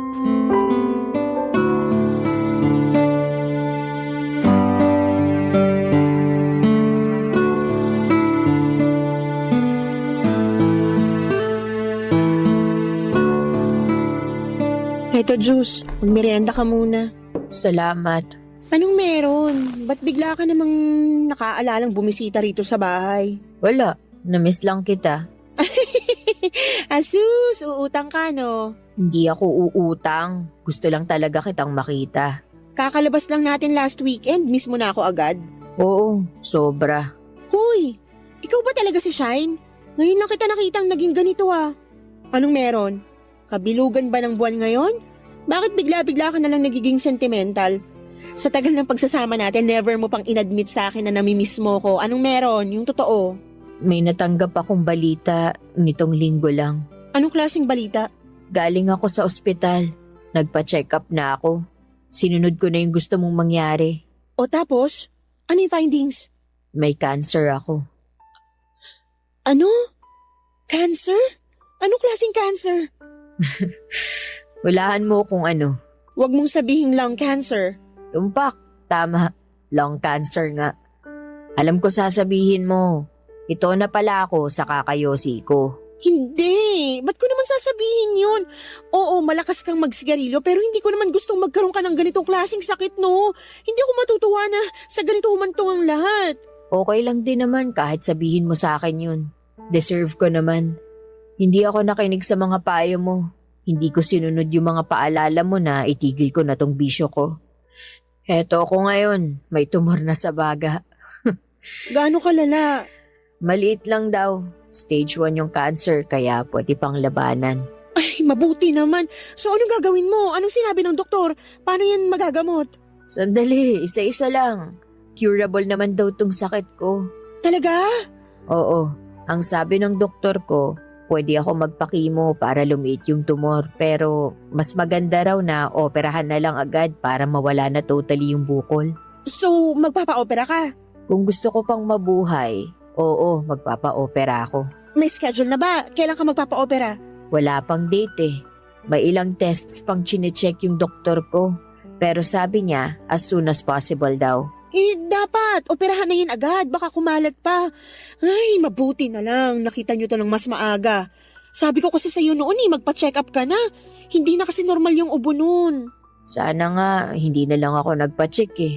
Para tuloy biglang nataningan yung buhay ko. Last week lang, ang saya-saya ko. Ang dami kong plano.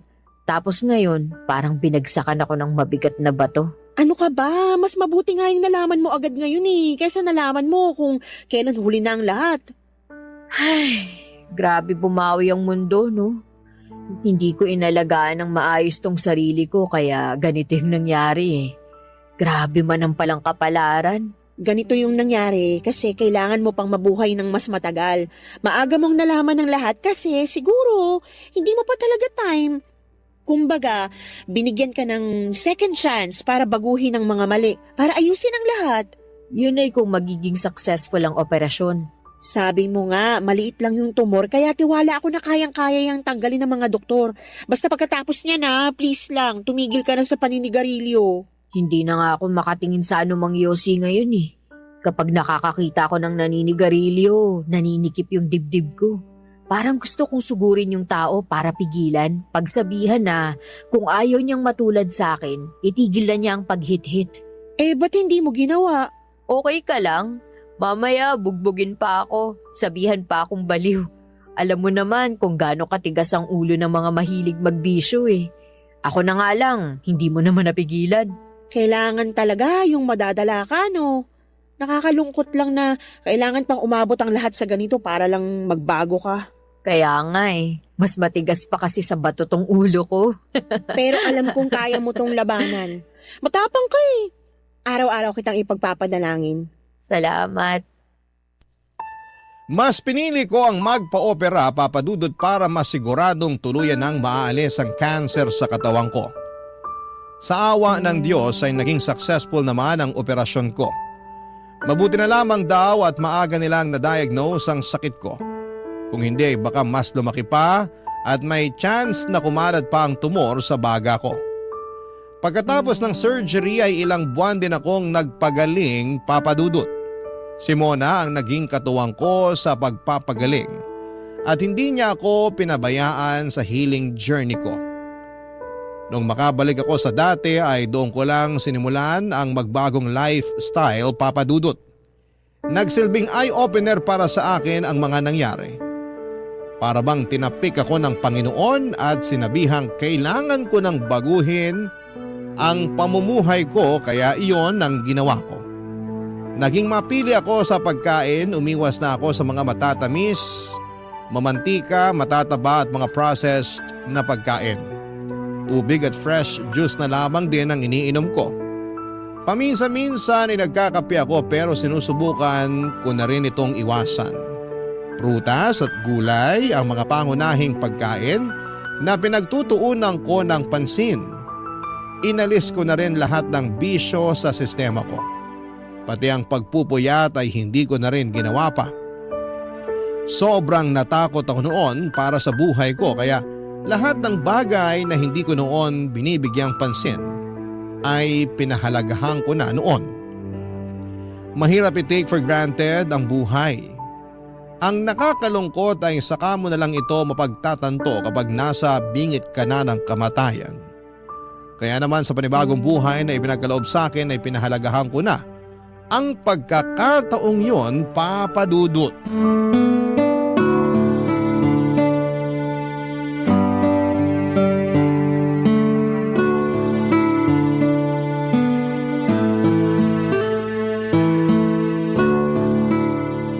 Oh, cheers! Cheers for more healthy years. Wait lang, nasa na yung tubig ko? Ay, oo nga pala, hindi ka na uminom ng alak. Oo, nagbagong buhay na tayo. Ikaw, magbago ka na rin. Huwag ka nang mag-inom. Baka mamaya, ikaw sumunod na magkasakit dyan. Huy, wag naman sana. Tsaka, occasional drinker lang naman ako. Iinom lang ako kapag may importanteng okasyon. Heto pala yung tubig ko. Game, cheers! Cheers! I-celebrate natin tong araw na to dahil 1 taong ka ng cancer-free. Congratulations! Salamat. Celebration din to ng bagong lifestyle ko. Akala ko mahihirapan akong isustain tong bagong buhay na to. Pero madali lang naman palang mabuhay ng healthy. Malakas yung motivation mo eh. Kung ayaw mong maulit yung nangyari sa'yo, talagang pipinitin mong magbago. Sadyang eye-opener lang talaga yung nangyari sa akin. Salamat pala na hindi mo ko iniwan the past year. Sinamahan mo ko sa laban ko. Para saan pa't naging magkaibigan tayo kung tatalikuran kita sa mga araw na kailangan mo ng suporta, 'di ba? Yung sinasabing walang iwanan sa hirap at ginhawa, hindi lang para sa mag-asawa yun, para rin yun sa mga magkakaibigan. Mabuti na lang talaga naging kaibigan kita. Kahit gaano kasama ugali ko, may nanatiling tao sa tabi ko. Ako lang din naman kasi nakakaintindi sa ugali mo eh. Ako lang yung nakakatagal. Sinabi mo pa. Pero may kailangan pa tayong i-celebrate ngayon. Ano? Kanina ko pa binabalandra sa'yo to eh, pero hindi mo napapansin. Tingnan mo tong nasa daliri ko. Bakit? Ano ba yan? Oh my gosh, Sing-Sing! Nag-propose na sa'yo yung boyfriend mo? Oo, engaged na kami! Congrats, Mona! Kailan pa? 2 days ago. Bakit ngayon ko lang to nalaman?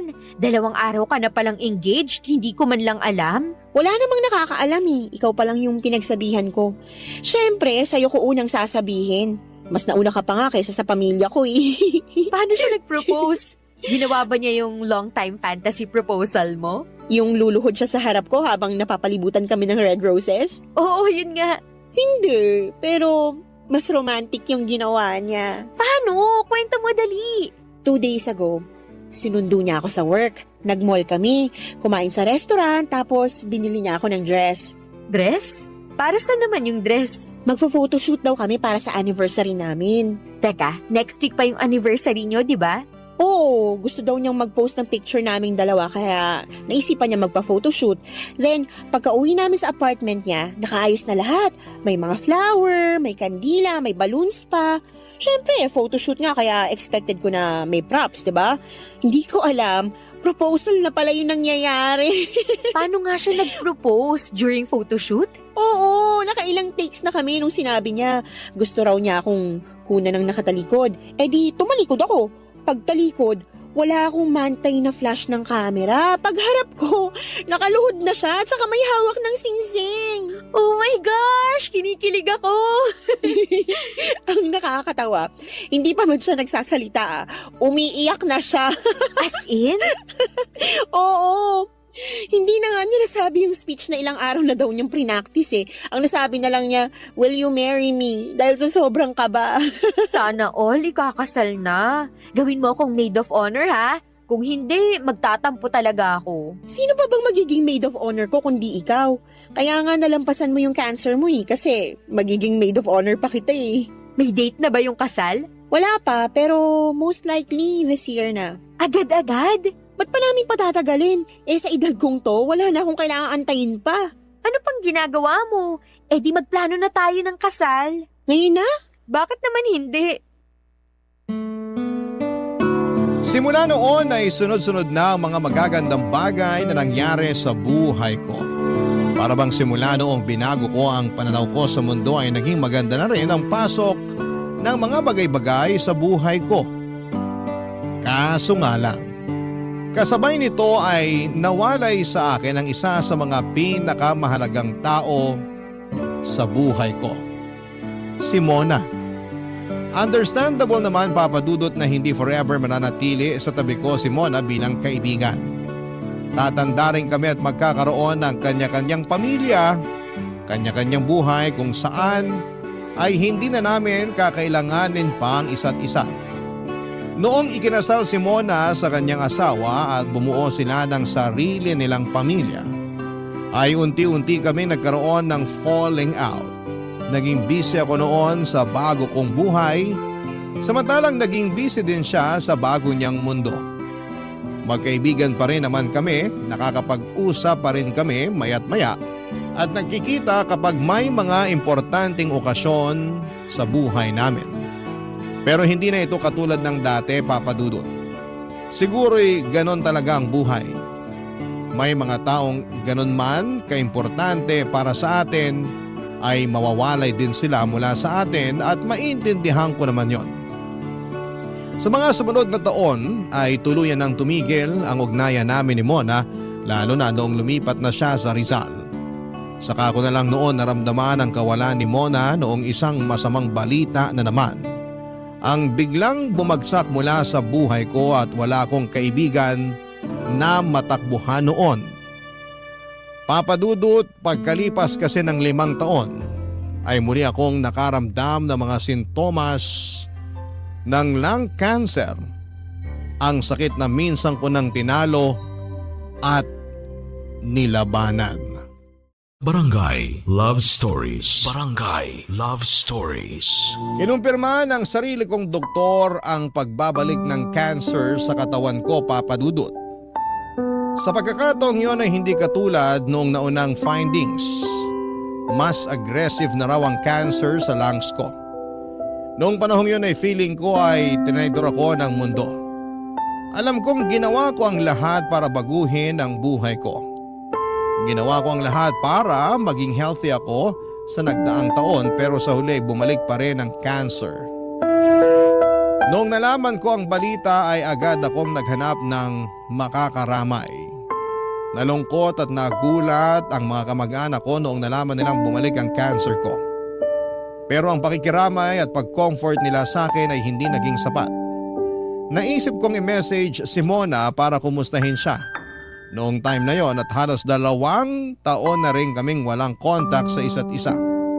Ang huling message ko sa kanya ay noong binati ko siya ng happy birthday. Ilang araw bago ako nakatanggap ng reply mula kay Mona at nung nalaman niyang may dala akong masamang balita, pinagalitan niya ako. Dahil hinala niya ay bumalik na naman ako sa paninigarilyo. Pero nung sinabi ko na never ako nagyosi simula noong nagka-cancer ako, ay sa kanya ako inimbita sa bahay nila. Matagal na panahon na akong hindi nakakadalaw sa bahay nila Mona. Ang huli ay noong nanganak ito bago pa nagka-pandemic. Bumiyahe ako papunta sa Rizal para muling makita ang kaibigan ko. Pero nagulat ako nung nakita ko ang itsura ni Mona na ilang taong ko nang hindi nasisilayan. Papa Dudut.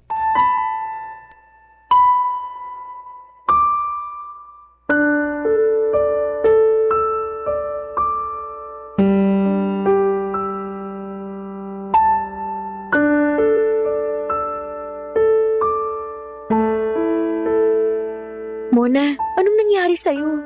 Paano ka nagkaganito? Nagpaikot yung ruleta ng kamalasan, sa akin tumama. Alam mo kung anong napanalunan ko? Cancer. Cervical cancer. Kailan pa to? 8 months ago. Ha? Ganun na katagal? Bakit hindi ka man lang nagsabi sa akin? Ang tagal na natin hindi nakakapag-usap. Paano ko sasabihin sa'yo? Ang ganda na ng buhay mo eh. Alam nga namang bigla-bigla na lang akong tatawag sa'yo.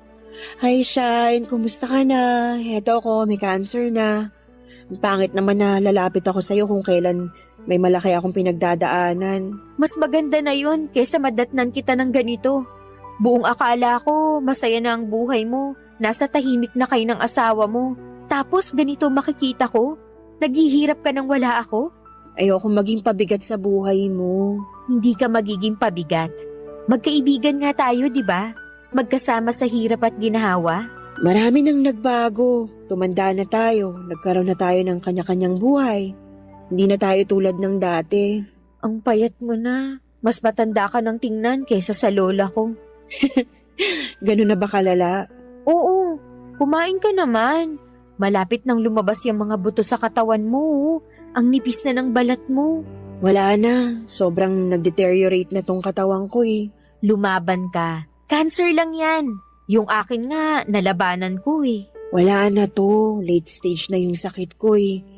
Tinaningan na nga ako ng doktor.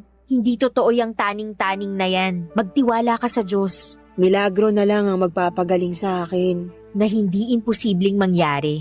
Give up na ako. Nag-give up na rin tong katawan ko eh. Hindi mo man lang ba ako aantaying ikasal? Magiging maid of honor pa kita. Eh di maghanap ka na ng mapapangasawa mo ngayon habang buhay pa ako. Sira ulo ka. Bakit ako mag-a-adjust para sa'yo? Ikaw ang maghintay. Pahabain mo yung buhay mo para makita mo kung ikasal. Which is mukhang malabo na rin palang mangyari. Bakit? Wala ka na bang planong mag-asawa? Sayang yung jeans mo. May plano ako pero ang mundo mukhang wala ng plano para sa akin. Ano ibig mong sabihin? Nagpunta ako dito kasi kailangan ko ng kaibigan. Namiss kita eh. Teka, familiar tong eksenang to ah. Di ba nangyari na to dati? Yung bigla mo akong kinita kasi namimiss mo ko? Oo, nung nalaman kong may cancer ako. First time kong binanggit sa'yo na miss na kita. So bakit sinasabi mo ulit sa akin to? Bakit bigla-biglang na-miss mo na naman ako kahit hindi ka naman nagsasabi ng ganyan? Kasi nagbalik yung cancer mo na. Kaya ako nagpunta rito kasi kailangan ko ng kaibigang masasabihan. Anong nakakatawa? May cancer ka rin? Nabunot ka rin ng ruleta ng kamalasan? So pareho pala tayong minalas. Mukhang magkaibigan nga talaga tayo. Kung anong meron ka, dapat meron din ako. Gaya-gaya ka talaga eh. Hoy, ako yung nauna kaysa sayo, no? Nung sinabi kong walang iwanan sa hirap at ginhawa, hindi ko naman sinabing sundan mo ko agad kapag namatay ako. Gaga ka, lalabanan ko tong sakit ko, kaya dapat ikaw, lumaban ka rin. Ang saklap ng sinapit natin, no? Never kong na-imagine na sa ganitong paraan din pala matatapos ang lahat. Matagal pa ang katapusan natin. Masamang damo tayo pareho, di ba? Dinamay mo pa ako. Ikaw lang yung masamang damo, no? Eh di ako na. Dapat maging masamang damo ka na rin para matagal ka pang mamamatay.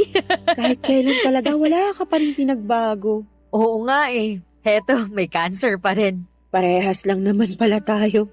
Dapat pala, kinumusta kita tapos kapag binalita mo sa aking may cancer ka ulit, ang isasagot ko, same. Lokaret, my gosh.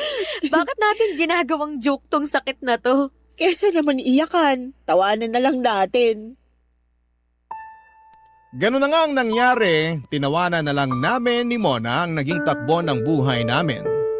Sa dami ng problemang pinagdaanan naming dalawa ay cancer pa talaga ang makakadali sa amin.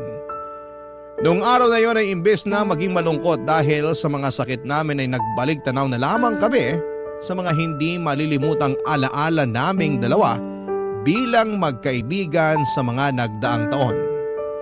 Papadudot, hindi siguro kayo maniniwala kung sasabihin ko sa inyong magkaaway kami dati ni Mona. High school lang kami noon at nasa magkaibang section. Nasa star section si Mona samantalang ako ay nasa pangalawa.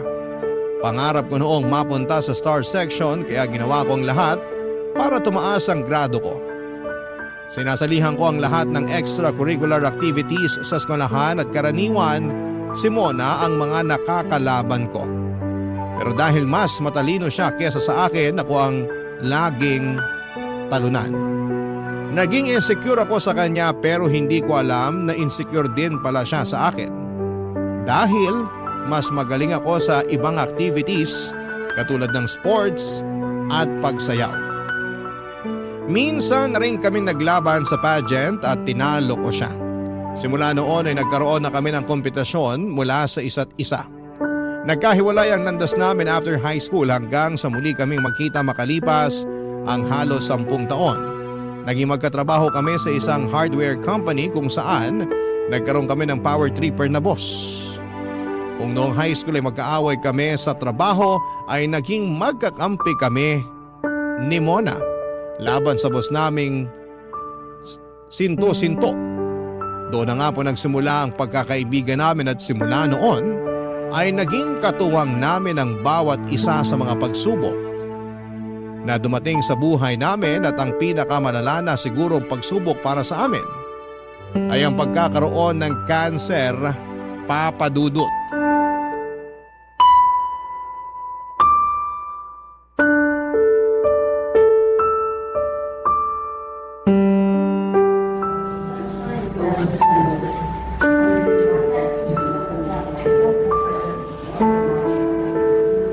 Mona, tulog ka na? Hindi pa. Pinapahinga ko lang tong mata ko. Sabihin mo lang kung gusto mong magpahinga para maiwan kita, hindi kita maabala. Huwag kang umalis. Araw-araw na nga ako nakahiga, pagpapahingahin mo pa ako. After nito, hindi na ako gigising pa kaya susulitin ko na tong natitirang oras ko. Gabi na rin kasi, dapat masunod natin yung oras ng pahinga mo. Pagbigyan mo na ako. Gusto ko magpuyat katulad ng dati nating ginagawa. Yung nagchichismisan tayo hanggang madaling araw? Oo. Gusto kong balikan yung mga araw na yun. Gusto ko na puro happy memories ang nasa utak ko bago ako mamatay. Ano bang gusto mong pagkwentuhan natin? Yung love life mo. Wala ka na ba talagang planong mag-asawa? Te, busy pa ako sa sakit ko. Wala akong time para sa love life na yan. Nakafocus ako ngayon sa baga ko, hindi sa puso. Sayang naman kung di ka makakapag-asawa. Mas sayang kung mamamatay na ako ngayon. Ano yun? Sasabayan kita? Oo. Pero sabay nating tsikahin si San Pedro. Sira, parang ewan to. Tanda mo pa nung bata pa tayo. Lagi tayo magkaribal sa school. Oo, ikaw laging nakakatapat ko sa lahat ng bagay. Ikaw yung laging nauuna. Ikaw yung laging nananalo. Lagi na lang. Feeling ko nga, dinadaya mo ako nun eh. Mas magaling lang talaga ako kaysa sa'yo. Natotoo naman. Tanggap ko naman na yun. Pati nga sa buhay, ikaw rin mauuna eh. Ayaw mo talagang magpatalo, no? Ako unang nagkasakit, pero ikaw unang mawawala. Ano kaya yun? Ganun talaga. At least, kapag nawala na ako, wala ka nang magiging karibal sa buhay. Hindi naman nakaribal ang turing ko sa'yo ngayon eh. Simula nung naging magkaibigan tayo, kapatid na ang naging turing ko sa'yo. Yung mga eksena natin nung bata tayo, yun yung nagbigay ng spice sa pagkakaibigan natin. Malaking pinapasalamat ko sa Diyos kasi nauwi yung tunggalian natin sa pagkakaibigan. Isa ka sa mga tao sa buhay ko na hindi ko makakalimutan. Ako rin naman, malaki ang naging parte mo sa buhay ko na kung hindi ka dumating, paniguradong hindi ako magiging buo. Akala ko nga noon haabot tayo ng senior tapos ang gagawin na lang natin sa buhay magchismisan kapag pareho na tayong kulubot at namumuti ng buhok. Ang saklap ng buhay natin, no? Ang daya. Parang hindi man lang tayo aabot ng 50. Ito yung nakatadhana para sa atin eh. Tatanggapin na lang ba natin tong kapalaran nating to? Ako tanggap ko na. Matagal ko nang tinanggap na anumang oras mamamaalam na ako sa mundong to. Ikaw, malakas ka pa. Kaya mo pang lumaban. Sa ngayon, kaya ko pa kasi malakas pa ako. Pero paano sa mga susunod na araw, na buwan? Di ko nga alam kung aabot pa ba ako sa susunod na taon eh. Masamang damo ka, diba? Masamang damo na nalalanta na.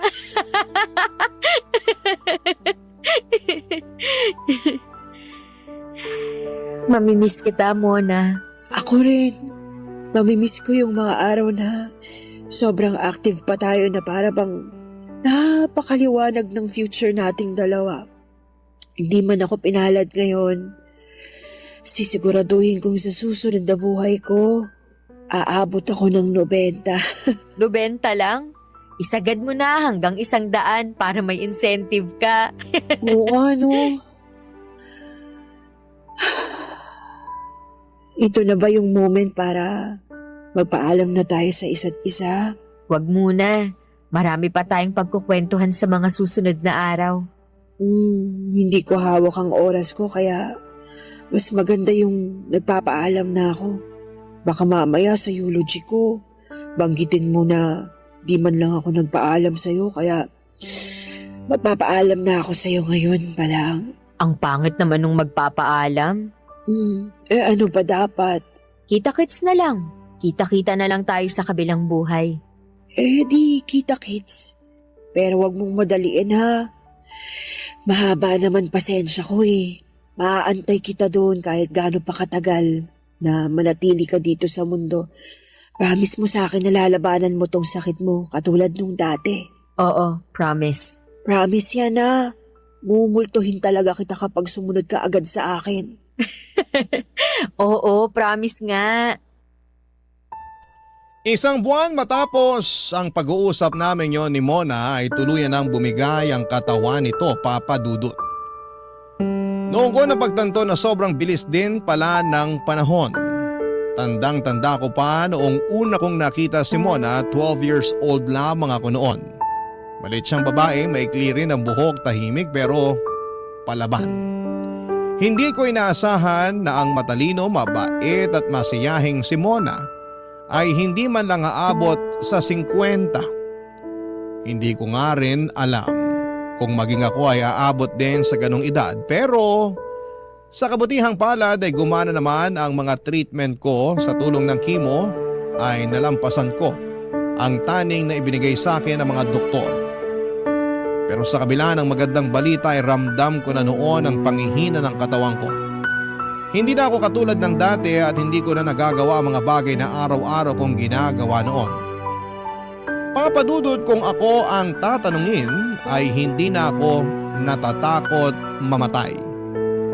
Ilang taong ko na rin pinaghandaan ang pagdating ng araw na yon, kaya kung sakali mang dumating ang araw kung kailan kailangan ko nang ibigay, ang huli kong hininga ay ibibigay ko ito ng kusa.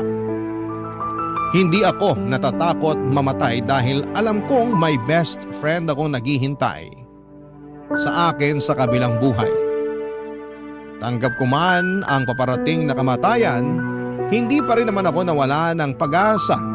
Nagpatuloy ako sa paglaban sa sakit ko dahil alam kong ito ang gustong mangyari ng mga taong nagmamahal sa akin.